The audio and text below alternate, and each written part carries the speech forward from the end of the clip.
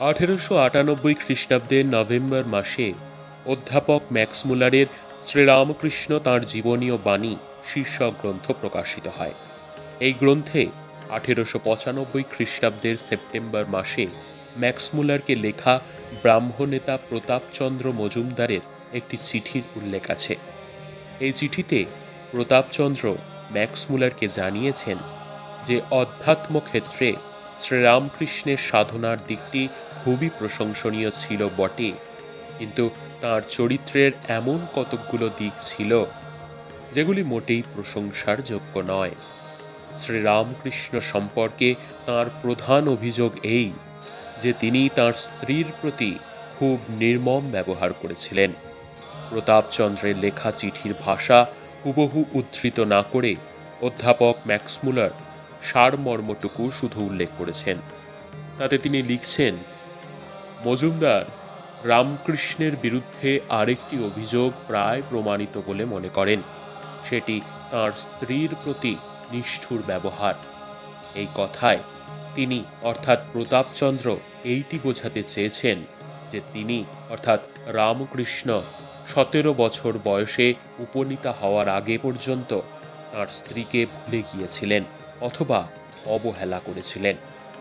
অধ্যাপক ম্যাক্স মুলার তাঁর গ্রন্থে এই অভিযোগের উত্তর দিচ্ছেন এইভাবে, ভারতবর্ষে একে মোটেই নিষ্ঠুর আচরণ বলা যায় না।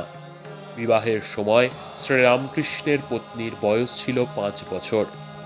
পঞ্চম বর্ষীয়া কন্যা বয়ঃপ্রাপ্তা হয়ে স্বামী গৃহ এবং শ্বশুর শাশুড়ির নিকট যাওয়ার আগে পর্যন্ত তার নিজ পিত্রালয় থাকবে, এটি ভারতে একটি স্বীকৃত প্রথা।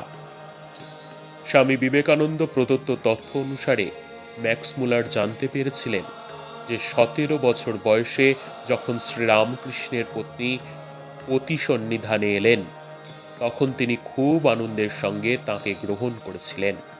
শুধু তাই নয়, স্বামীর শর্ত মাথা পেতে নিয়েই সারদামণি তাঁর সঙ্গে বাস করে পরম পরিতুষ্টি লাভ করেছিলেন। শ্রীরামকৃষ্ণ জীবনী সম্বন্ধে অভিজ্ঞ ব্যক্তি মাত্রই জানেন যে শ্রী শ্রী মা যখন এলেন, তখন শ্রীরামকৃষ্ণ তাঁর কাছে জানতে চেয়েছিলেন যে তিনি তাকে সংসার পথে টেনে নিয়ে যেতে চান না ইষ্ট পথে সহায়তা করতে চান।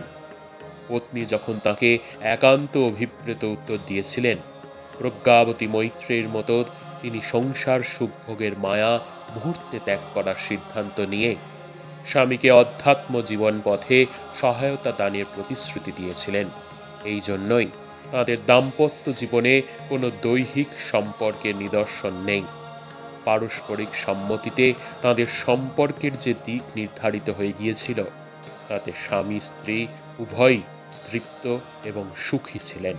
1898 খ্রিস্টাব্দের 11 জুলাই ম্যাক্স মুলারকে লেখা শ্রীমতী ওলি বুলের চিঠির উদ্ধৃতি দিয়ে ম্যাক্স মুলার দৃঢ়ভাবে এই অভিমত ব্যক্ত করেছেন যে উভয়ের মিলিত জীবনে দেহ সম্পর্কে নিদর্শন নেই বলেই এতে নিষ্ঠুরতা আছে বলে মনে করা যায় না, বরং এই অভিযোগের জন্য তিনি খুব বিস্ময় প্রকাশ করেছেন।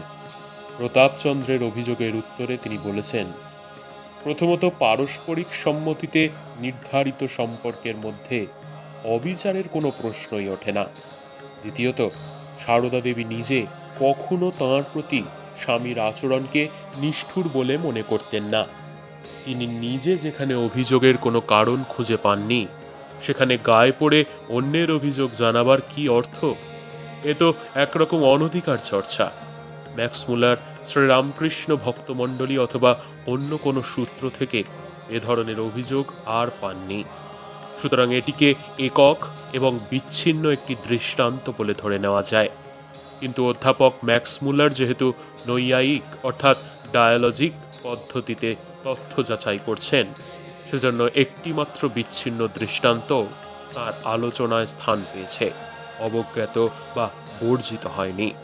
কিন্তু এই অভিযোগের যৌক্তিকতা বা সারবত্তা সম্বন্ধে তিনি তীব্র সংশয় জ্ঞাপন করেছেন।